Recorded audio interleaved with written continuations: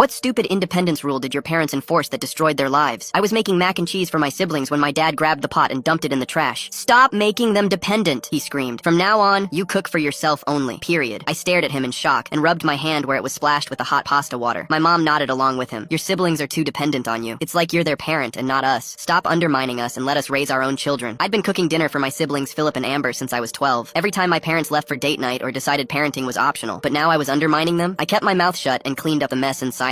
My parents were so confident that they'd finally taught me a lesson about boundaries, but I knew exactly what was about to happen. The next morning I was making breakfast when Amber and Philip came down. What's for breakfast? Philip asked, grabbing plates. I can't make you anything, I said. Mom and Dad forbid it. They say I'm undermining their parenting. Amber looked confused. What? But you always make us breakfast. Not anymore. Ask Mom. So they ran to find Mom. 20 minutes later, the smoke alarm was screaming. Turns out Mom had tried to make scrambled eggs without using any butter. The eggs had welded to the pan like black cement. Since that didn't work, she attempted to make chicken nuggets, but she didn't know how to operate the oven and ended up turning it to max. The nuggets burst into flames. Actual flames. The fire department had to put out the fire. Ma'am, what exactly were you doing? The firefighter asked, staring at the charcoal. Making chicken nuggets, she reluctantly admitted. The humiliation on her face was a sight to behold. Next, it was Dad's turn. He wanted to make spaghetti, but thought all you have to do is put pasta in water and wait. He didn't even know that the water needed to be boiling. The dry noodles fused to each other, forming a solid pasta brick. Dad actually got a hammer to break it apart while Mom tried helping with sauce, but she just squeezed an entire tube of tomato paste directly onto the brick like toothpaste. Philip took one bite and threw up on the table. Meanwhile, I was eating perfectly seared salmon with asparagus. My siblings would press their faces against the kitchen door watching me. Please, can we have some? Amber begged. Ask Mom and Dad, I said. They're the parents, not me. By this point, Mom was Googling, is it illegal to not feed your kids properly? While Dad was trying to figure out if cereal with orange juice was edible because they'd run out of milk and didn't know how to make a grocery list. 2 weeks later, Grandma showed up for her surprise 70th birthday dinner with 20 relatives. Apparently, my parents forgot they had promised to host. When they remembered that morning, they panicked and started cooking at 8 a.m. for a 6 p.m. dinner. Dad thought he could speed things up with heat. He shoved a frozen turkey in the oven at 500 degrees to cook faster. The thing exploded at noon. Turkey shrapnel embedded in the ceiling. Meanwhile, Mom was attempting mashed potatoes. She forgot measurements existed and just poured milk until it looked right. What she got was potato soup. When Grandma saw the mess, she asked them, where's Casey? Casey always helps with family dinners. Mom's face went red. Oh, Casey's upstairs. We have a new rule. Casey only cooks for Casey now. What do you mean? Grandma asked slowly. We're teaching independence. Dad jumped in. Kids today are too coddled. Casey was making the younger ones dependent. Dependent? By feeding them? Grandma's voice was getting dangerous. It's about boundaries, Mom said quickly. We're the parents, not Casey. Grandma turned to Philip and Amber. Is this true? How long has this been going on? That's when Amber exploded with anger. 3 weeks. They won't let Casey cook for us, and now we eat cereal 3 times a day, and Jake's tooth fell out and I haven't had a vegetable and the fire department knows our address by heart. Grandma couldn't even believe what was happening. You stopped letting the only person who can cook feed these kids. My parents sat there sweating, unable to answer. Nobody was eating anything. Grandma stood up slowly and called out, Casey, get down here! I walked down with my perfectly plated dinner, herb-crusted chicken with roasted vegetables. Everyone stared at it, then at the disaster on the table, then at my parents. You absolute idiots, Grandma said.